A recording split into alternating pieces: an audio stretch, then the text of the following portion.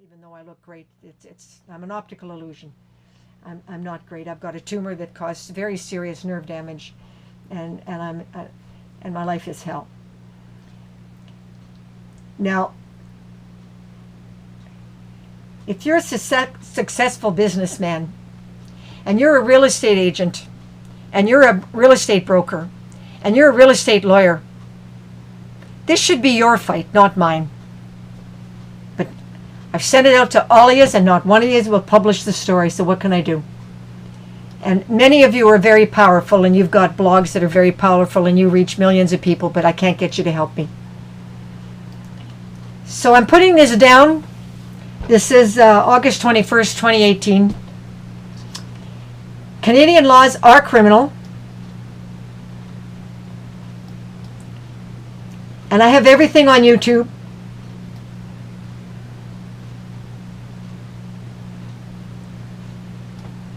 And if it doesn't happen in my lifetime, all that research, 18 years, and my life's work, it will disappear.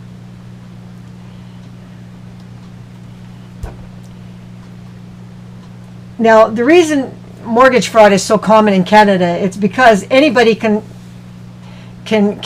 take false documents into a bank, and file it in secret. You don't have the right. As registered owners don't have any protection in Canada except for Saskatchewan. You have no right to be notified. So that's why. Now, there is a title insurance. Now, I paid over $800 to get this information from my new lawyer. TRENT FALLDIEN cost me almost it cost me $300,000 really. He was so negligent. But my new lawyer, Longstreet, contacted some people who frankly were really reluctant to give me the information. But you can get title insurance. And even if your home was purchased 40 years ago, you can still get the title insurance. So most properties today are worth over $100,000. For $1,000 for the life of that you own the property, it'll be protected. But it only protects you on mortgage fraud, okay? Not property theft, estate embezzlement, or executor stealing the properties after you die. No, I'll get into that one later. That's under wills and estates, and that'll be done last. So you'll have to skip to the end if you want the wills and estates and how to protect your heirs from being robbed by an executor, because nobody can be trusted when it comes to money. So the only way to get title insurance is through a lawyer. Home insurance brokers cannot provide this type of insurance. You can get it when you purchase the home new, or you can get it even if it's 40 years old. It doesn't matter how long you've had the property. Now, my lawyer is Mr. James M. Longstreet in Sudbury, Ontario, and his hourly rate is $400 an hour. And the cost of title insurance varies depending on the value, but it'll be around $1,000, but it's for the life of the time that you own the property. It is automatically null and void when you sell. There is no restriction on the amount for mortgage fraud title insurance. Somebody thought there was a restriction of $35,000. Well, I don't know where they got that stupid idea. Had something to do with new homes with cracked basements and whatever, and you know, they would only protect you on the foundation up to $35,000 because a lot of the new homes were not being built properly. That has nothing to do with what I'm talking about. I'm talking about title insurance for mortgage fraud only, and it's well worth it. And if you don't have it, well, why bother to have fire insurance? Like, I mean, come on. And as long as secret filing is legal in Canada, you'd better get mortgage title insurance.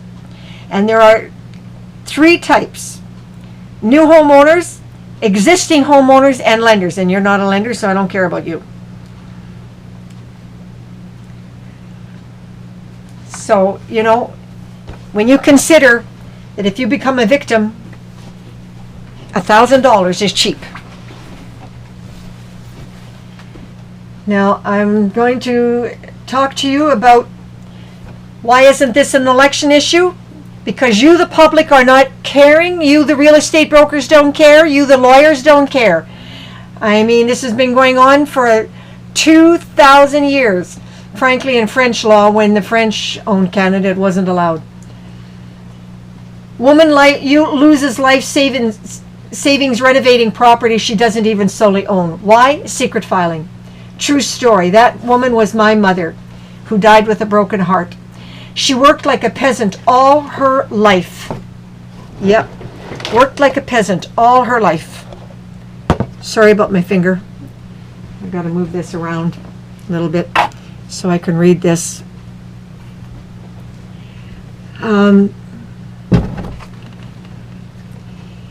She stayed in an abusive marriage with a violent husband, my father, because of her religious beliefs.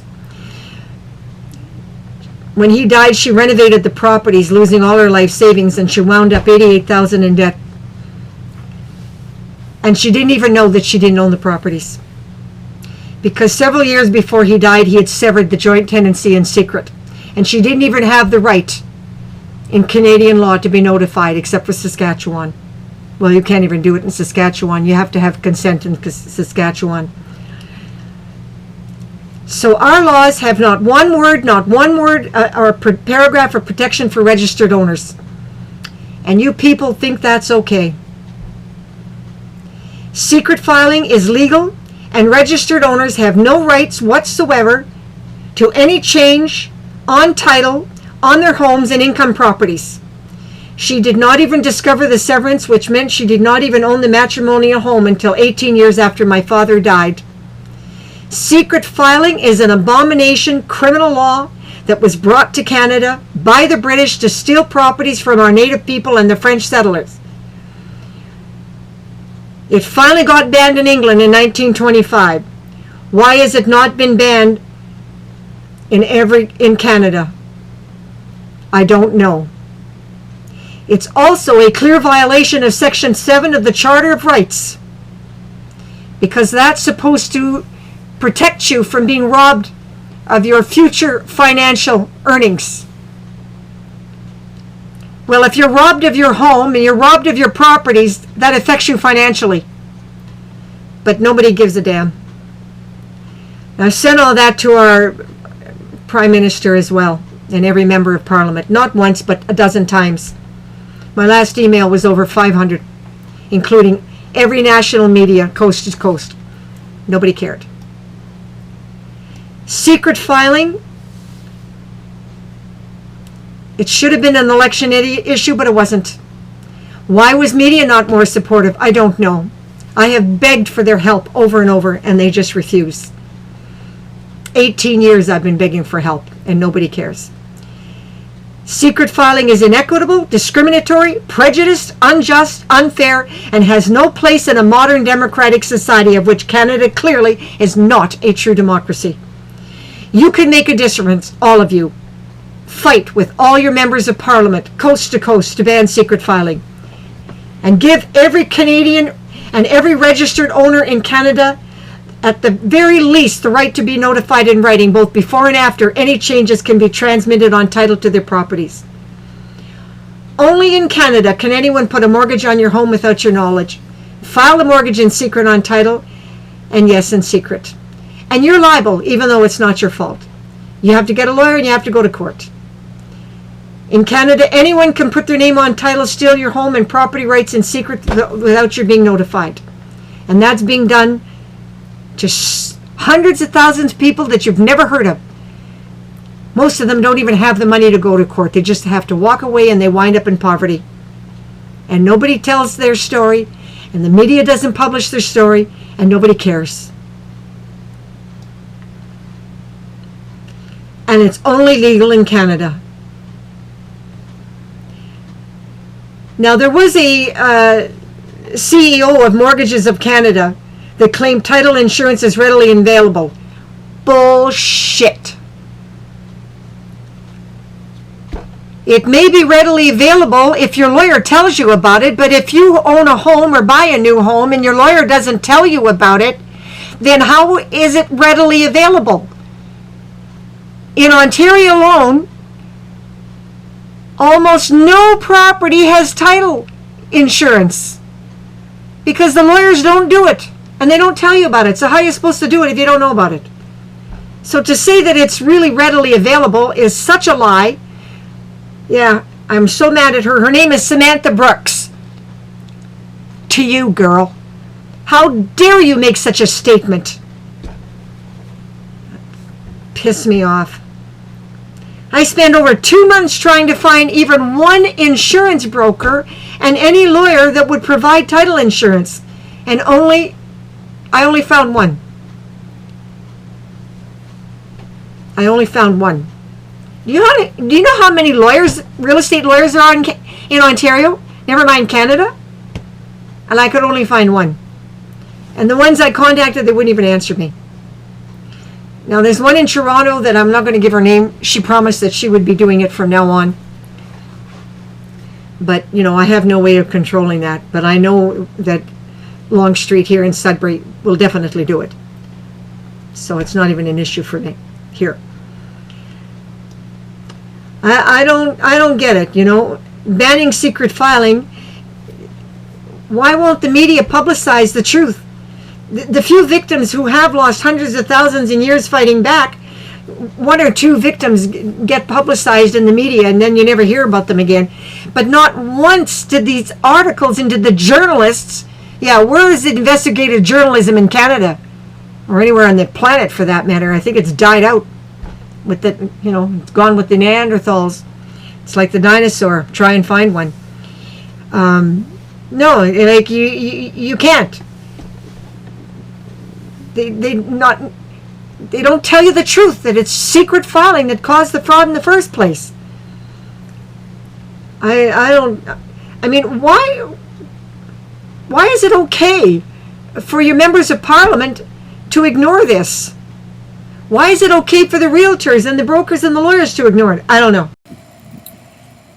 I'm just testing. I'm going to see if this works. I don't know if it'll work or not. My GoPro cutout said it was full. It's not full, but what can I do? Stupid thing.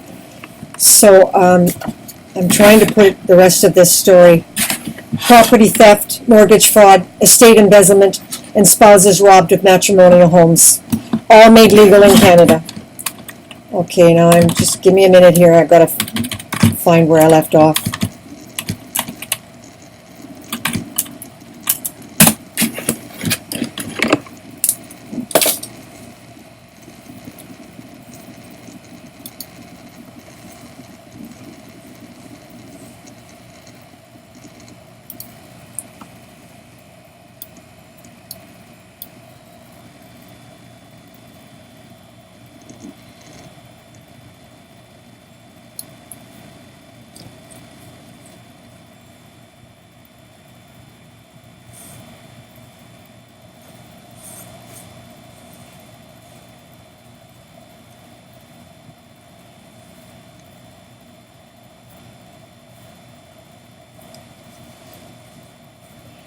What I didn't finish telling you was that with regards to my mother, by the time we found out, the police, I tried in 2008 to get the police to help me. I suspected my brother was stealing, but I didn't have the evidence and I didn't know how to get it. And my lawyer didn't seem to be able to help me either.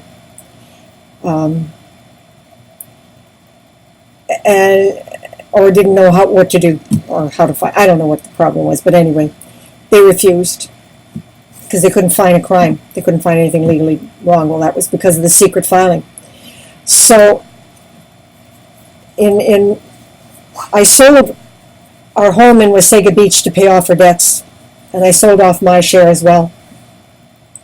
And I lost all of that fighting through the courts and trying to keep my mother out of abject poverty. And I used up all my money trying to get rights for all Canadians, but I was ripped off by TRENT. He just didn't give a shit. Basically, he lied to me. He said he really cared about human rights, but I started to run out of money, and he started to accuse me of a bunch of stupid shit. And at first, I forgave him because I loved him so much. Hindsight, I don't forgive him. I'm not God. I'll never forgive him for what he did. Because we could have won. We could have won. I had a valid case under Section 7 in the Charter of Rights. Anyway,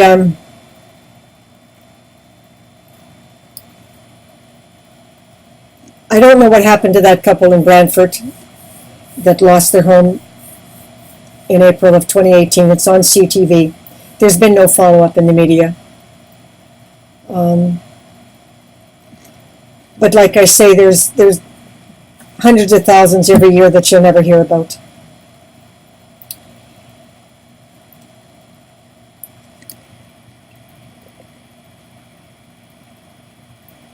Now, the other thing to consider is that if stealing a property is legal, and it is legal because of secret filing in Canada, that means that our properties are a really bad investment. No matter how hard you work, how long you own your home and income properties, there is absolutely no protection for your property rights, spousal rights, in any province in Canada except for Saskatchewan. Now, Alberta and Manitoba banned secret filing, but there's still no protection for spousal rights. Only Saskatchewan demands spousal consent or a file in court of a separation or divorce. Otherwise, the spouse has the right to their home when the other spouse dies, except for in case of separation or divorce. And if you're legally married, why should you be robbed of half your matrimonial home? And my mother was married for 61 years to a monster, and she lost her home. And I lost my home in Wasaga Beach because I was devoted to my mother, and I don't regret that. But I really thought that I could fight the law, and I really thought that I was doing the right thing. Well, it was a waste of time. Our government is so corrupt in Canada, it's just making so much money, squandering it, making property theft, fraud, estate embezzlement, and robbing a spouse of their matrimonial homes, all be made legal. Now here's a couple of stories that are all true stories. Can't give you their names because I've been asked not to. Typical of victims, they're afraid to go public.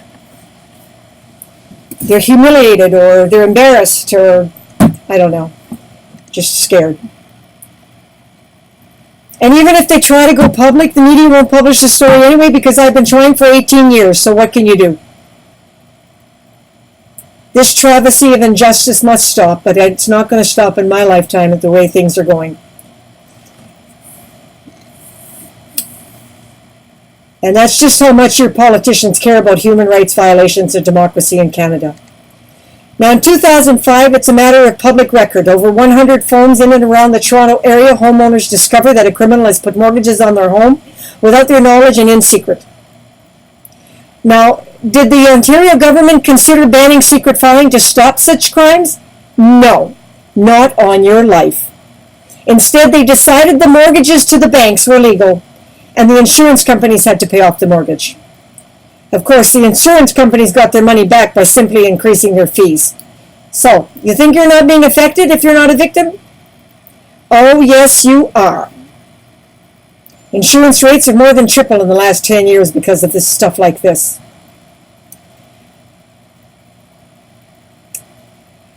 Now, as for the criminals, they were never caught.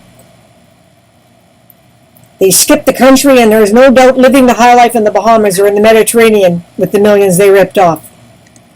This story did not make a blip in the media at the time, and nothing has ever been done to ban secret filing since. Nor has it even been considered by any political leader or any Canadian party.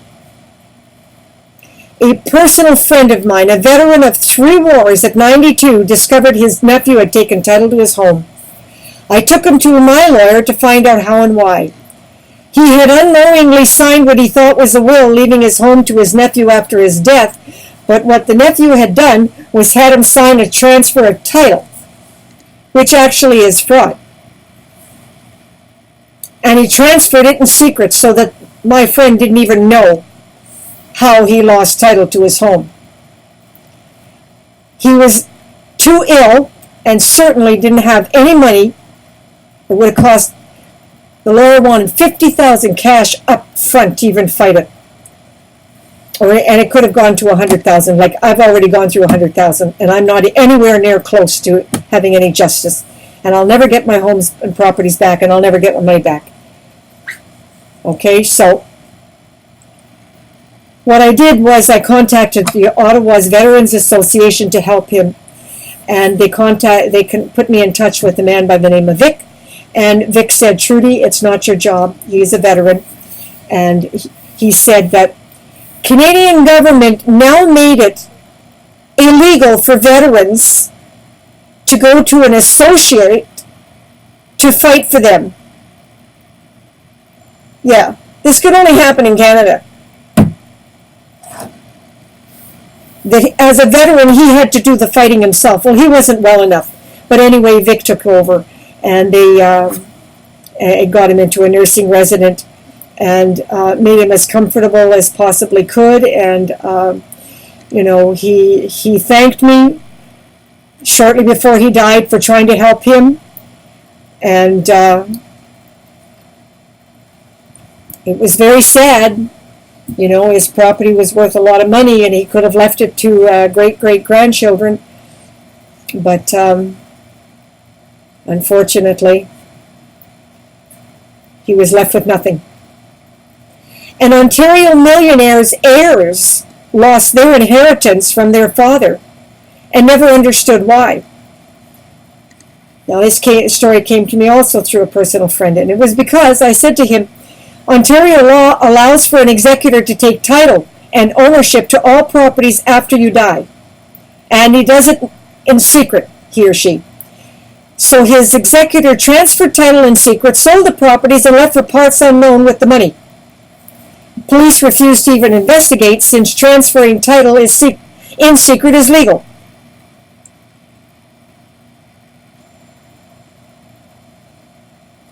So the heirs never knew what happened. By the time this person told me the story, he said, well, he wasn't going to tell them the truth now because it was done by a family member several years ago, and he didn't want to open up a can of worms. So he decided not to tell them the truth because it would just upset them, and there was nothing they could do about it anyhow because it was done legally. So what I have for you later on is I will give you information how to change your will so that you can stop this. The law makes it legal. So every person who has a will has to put a separate clause in to stop it. Otherwise, it can be done. A Hamilton man in his 30s got a contract job out of town, luckily long before the market boom. He gave his house key to a lady friend to check it while away. When he returned 4 years later, discovered she had changed the locks, moved in, had registered her name on title to his home in secret. Of course. Because as a registered owner in Canada, other than Saskatchewan, you don't have the right to be notified that somebody's decided to put their name on title to your home. His lawyer advised him that the cost and years of fighting her would exceed the value, so he was forced to pay her half the current market value to get her name off title and regain possession of his home. Fortunately, this particular man made enough money that year, while away, that he could afford to do that. Most victims are not so lucky to have such cash available. Nor was it fair. This was not a lover. This was not a common law wife. She had no right to title, but it was just cheaper. You see, this is what happens.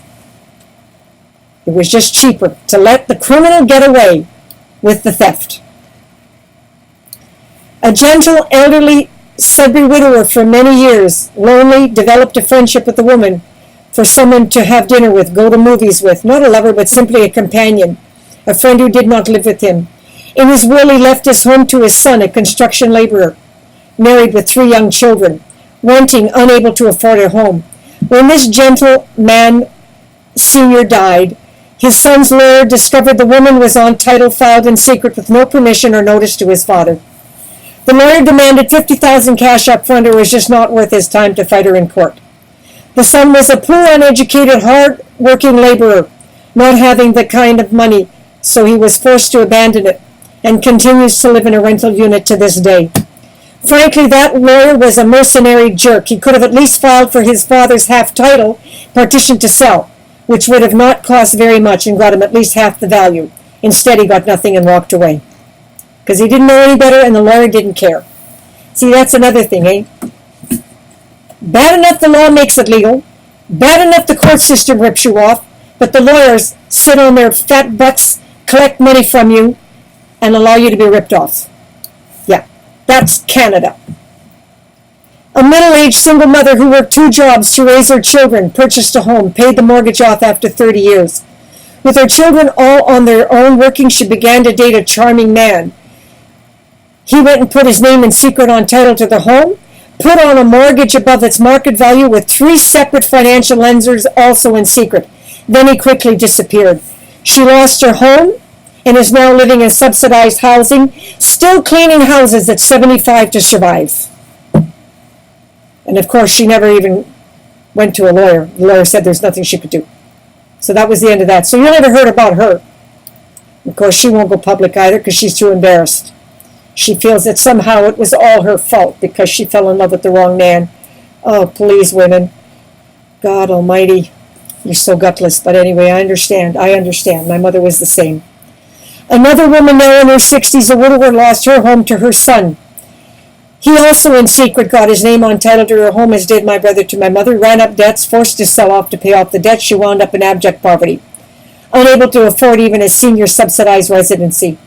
When she turned 65, she moved into a depressing basement apartment. Saving her money at 70, she moved into another main floor apartment where she is grateful and she is not trapped in a drug-infested, subsidized complex like her girlfriend is. You see, it's not just the money. You destroy a person's life. Something inside of them dies. So many victims of secret filing stories are never told. Their plight is trapped in a corrupt court system designed for criminals, makes them victims of fraud, embezzlement, estate funds, and robbing spouses of all their legal rights. Because it's legal. It's legal to commit these crimes in Canada. It's legal. Those that wind up in court are never made public because our media chooses to ignore it completely. Beware.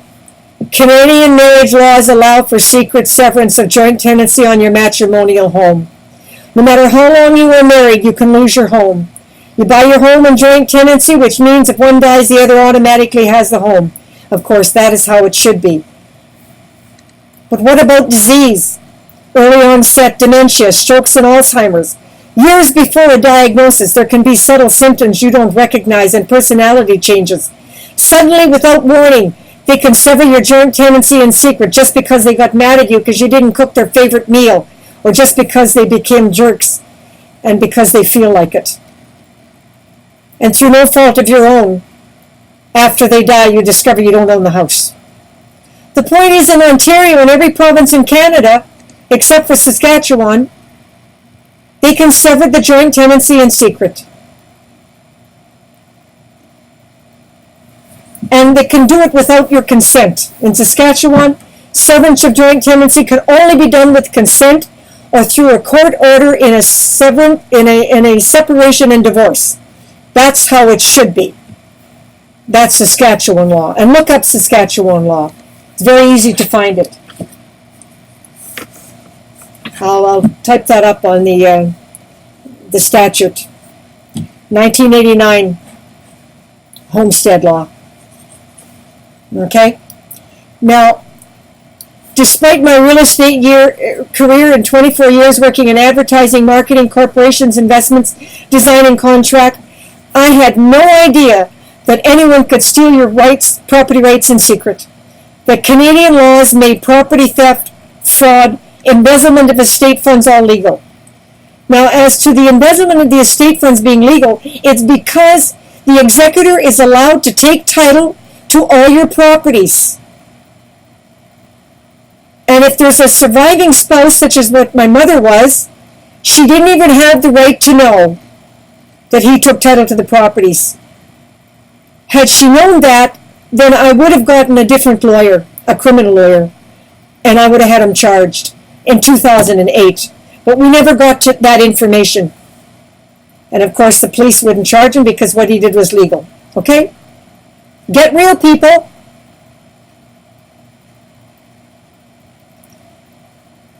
Media has never in over 100 years ever published the full truth on our laws in Canada. Not to this day.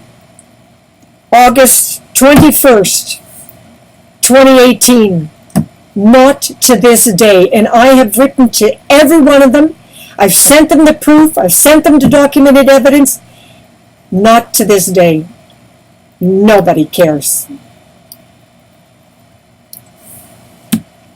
Now, my mother found out at the age of 95 only because we faced a public auction of our properties.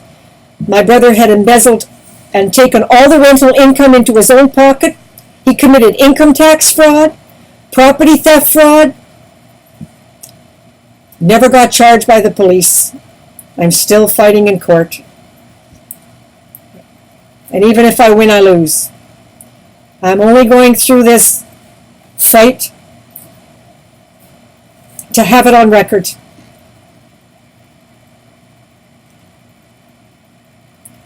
But there will never be any justice. I lived an 19-year nightmare, and her estate of over $1 million stolen. She died with a broken heart, yes. She also died as a direct result of clindamycin and medical neglect. But on top of that, there was no reason for her to have died with a broken heart. She didn't deserve that, and I don't deserve what I've gone through for 19 years. I'm still in court, and I expect the stress of it all will either cost me my life or what's left of my savings.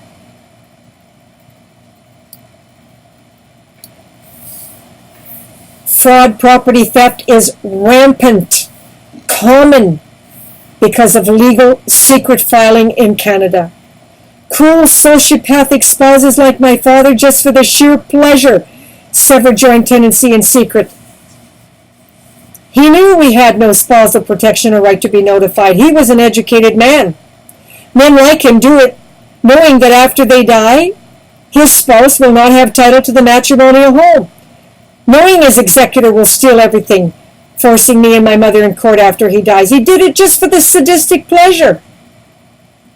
And there isn't a thing we can do about it because the law made it legal. In fact, he called me before he died, telling me my brother would steal everything and I would spend the rest of my life in court fighting him. If there's a hell, he's there, burning, I hope. But I never had a clue what he meant until 18 years after his death. And it was so unnecessary. And in hindsight, I can tell you right now, if I had had the right to be notified even, I could have done something to put a stop to it. But property owners, registered owners in Canada, don't even have that simple right to be notified to any change on title. No, that's Canada. I was forced to sell a beautiful home, and I sacrificed my life to rescue my mother from poverty. I don't regret doing that. But it should have never happened. And it couldn't have happened in Saskatchewan. He cleaned out everything. I took care of my mother for 17 years trying to find out what happened to our property rights and all the money that was in the accounts and all the rental income. I didn't even have a right. The accountant wouldn't even. I had to pay $2,000 to an accountant to fight my brother's estate accountant to even find out that he committed income tax fraud. Yeah. I didn't even have the right, as my mother's executor, to a copy of the estate files. That's Canadian law. That's insane. This is not a democracy, it's a dictatorship of the worst kind. Because it's a pretend democracy. As a Canadian, you actually think you've got rights. Well, you don't. So as an executor, he pocketed all the rental income, and he didn't pay the taxes for several years, also in secret. Because everything is allowed in secret, we didn't even have the right to be notified that he wasn't paying the taxes. And by then we were under power sale. So then another crook came along and offered me assistance and help. And I was sick, paralyzed. I have a tumor on my leg. I was on ice packs. I couldn't read or write. I couldn't function.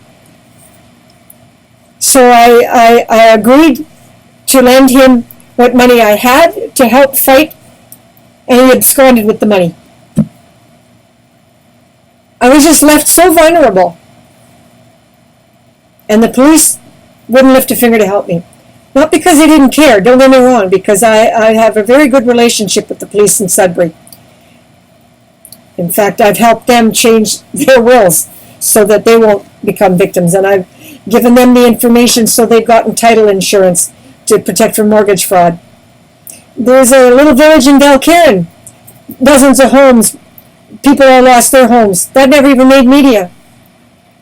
One of the musicians was telling me he had a friend that was lost their home in Valcarin to mortgage fraud.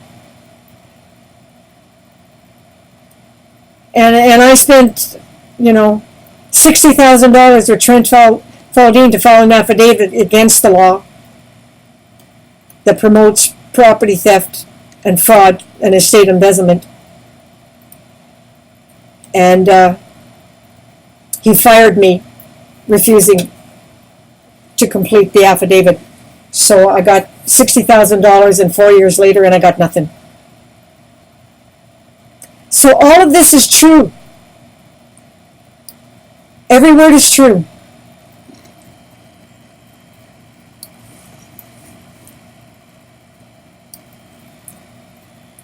And if you are a victim of property theft, or before you buy a home, you better check out the law. Buy in Saskatchewan or don't buy in Canada. Now I'm going to talk to you about wills and estates. This crime can only happen in family life in Canada. No other country allows for this. You were young, blissfully happy, marrying your sweetheart. You both work, buy your first home to raise a family, small at first. Then once the first mortgage is paid off, you borrow and expand the house to a second floor with 4 bedrooms, enlarge the living room. You work as a wife. You work 6 days a week and contribute to the home.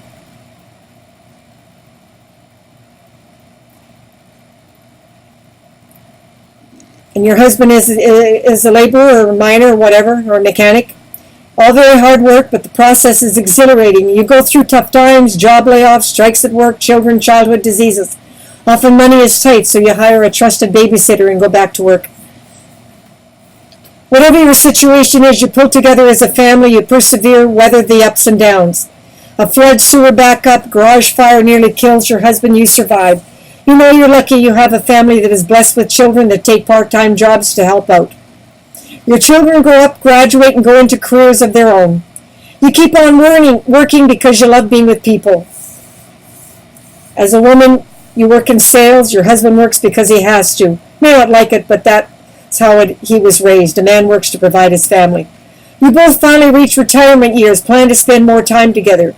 Or you join a dance group, as my parents did, and just having fun. Sometime your husband gets moody, withdrawn, but you think that is just part of getting older. Slowly he is changing. You're not spending as much time together. His memory is not what it used to be. But then at 70, who is? His doctor says his heart is slowing down. He has to rest more. Some years later, he is more baby-like, has to wear diapers. You could put him in a nursing home, but you don't. You take on the job of getting him dressed, bathing him, helping him to the washroom without help, because that's how you were raised. Okay, it is a burden, but you feel lucky. He has many buddies that come over and keep him company often, so you get to go out and have a bit of fun with friends. Some people get old and get violent. He just gets more quiet, silent, and withdrawn. Then that fatal day comes and his heart gives out. He is rushed to the hospital, but after a few weeks he dies. You both have joint bank accounts. Your home is in joint tenancy, both names, so you don't have any problems, or so you think. Suddenly you get served notice that you don't own your home. Several years later. Your husband, without your knowledge, severed joint tenancy in secret. Yes, in secret. Your lawyers say it's perfectly legal and there's nothing you can do. You either buy the other person out or you sell.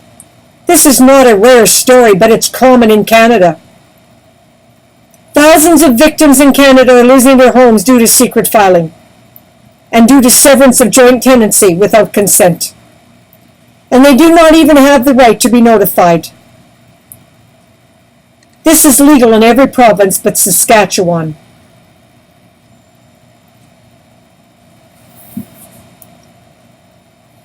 This is not a made-up story.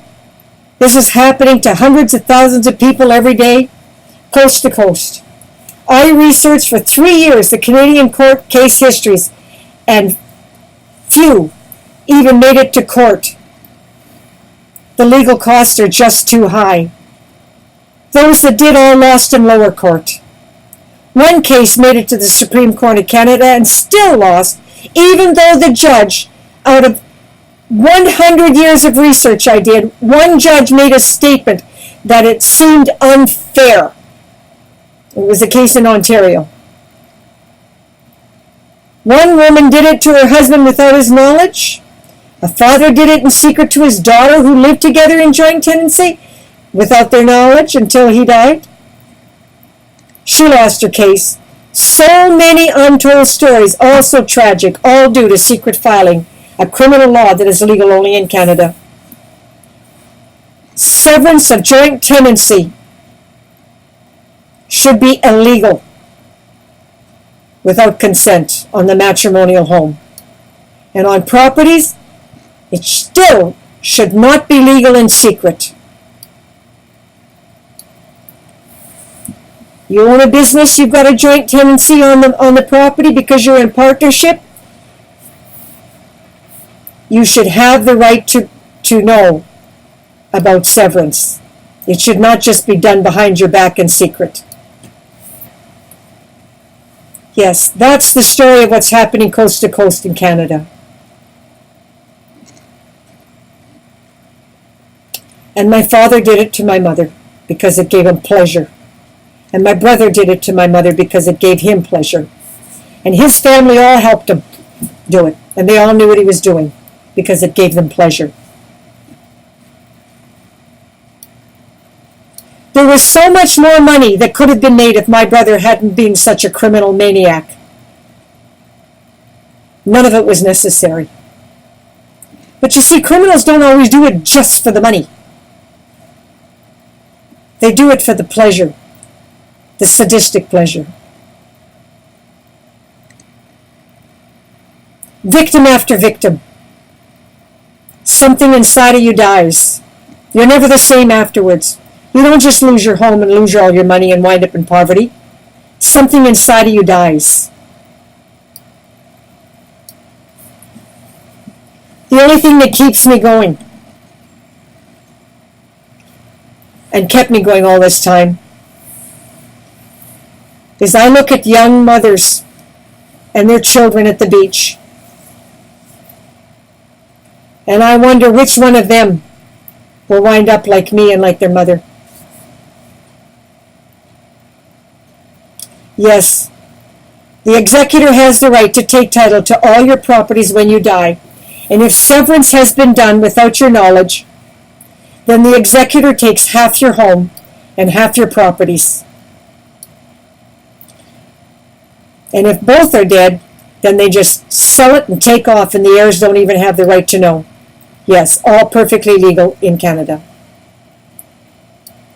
Now here's the paragraph that you need to put in your will. The first paragraph usually states, I revoke all former wills and codicils previously made by me. Then followed by paragraph 2, you add as follow.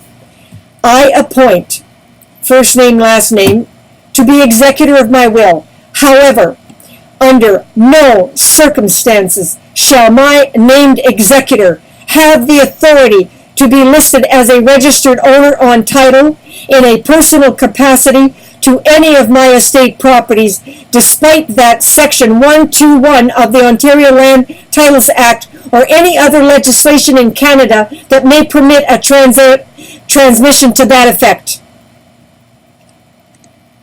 My executor is a trustee only. They are not allowed to take rental income. They are not allowed to take ownership title to the matrimonial home or properties whatsoever. They are only to act as trustee and must report all actions to all heirs. Now that's what you got to put in there. And if you don't, well, then you don't care about what happens to your heirs and your children and your children's children.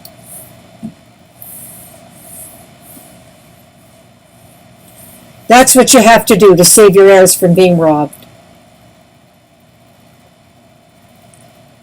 But the bottom line is, all secret filing should be banned in Canada coast to coast, and every Canadian should have the same laws as Saskatchewan and protection from property theft, protection from mortgage fraud, protection from estate embezzlement, and protection from spousal rights being robbed. No severance of joint tenancy on the matrimonial home without consent. Yes, that's what would make a democracy in Canada.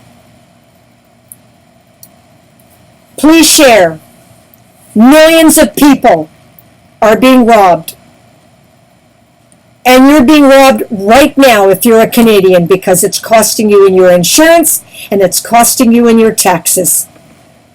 That's right. There is no escape. We are all victims, no matter what. There's no getting away from it. And I hope that this video outlives me, and that this story eventually gets told, and that there will be a democracy for Canadians and for the next generation, and that no child should ever go through what I went through. God bless. This was my neighborhood since I was a year and a half, 1943. This is 2017.